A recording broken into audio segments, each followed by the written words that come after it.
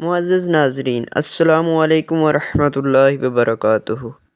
کیا آپ جانتے ہیں کہ مرنے کے بعد انسانی جسم کے ساتھ کیا ہوگا؟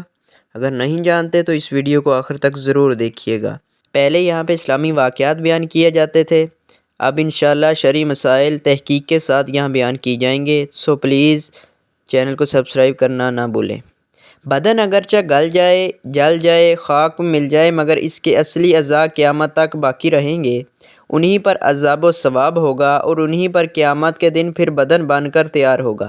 یہ اعضاء ریڑھ کی ہڈی میں کچھ ایسے باریک، بہت ہی چھوٹے چھوٹے ہیں جو کسی خوردبین سے بھی نہیں دیکھے جا سکتے، اور مزے کی بات کہ انہیں نہ آگ جلا سکتی ہے نہ زمین نگل سکتی ہے۔ یہی بدن کے بیج ہیں۔ انہی اعضاء کے ساتھ ساتھ اللہ جو راگ یا مٹی ہو کر ادھر ادھر پھیل گئے اور پھر وہی پہلا جسم بن جائے گا، اللہ تعالیٰ بدن کے اور حصوں کو بھی جمع کر دے گا اور وہ اس جسم میں داخل ہوں گی۔ اسی کا نام حشر ہے، اور حشر والے دن ہی معلوم ہوگا۔ قیامت کے دن روحیں اپنے پہلے ہی بدن میں لوٹائی جائیں گی، نہ کہ دوسرے میں، کیونکہ اصل اعضاء کا باقی رہنا اور زائد میں تغییر و تبدل ہونا چیز کو بدل نہیں دیتا، بلکہ اس قسم کی تبدیلیوں کے بعد بھی وہ پہلی چیز وہی رہتی ہے۔ دیکھو جب بچہ پیدا ہوتا ہے تو کیسا ہوتا ہے اور کتنا بڑا ہوتا ہے، اور جوان ہونے تک اس میں کتنی تبدیلیاں رونما ہوتی ہیں، مگر ہر زمانہ نہ وہی ہے، دوسرا نہیں ہو جاتا۔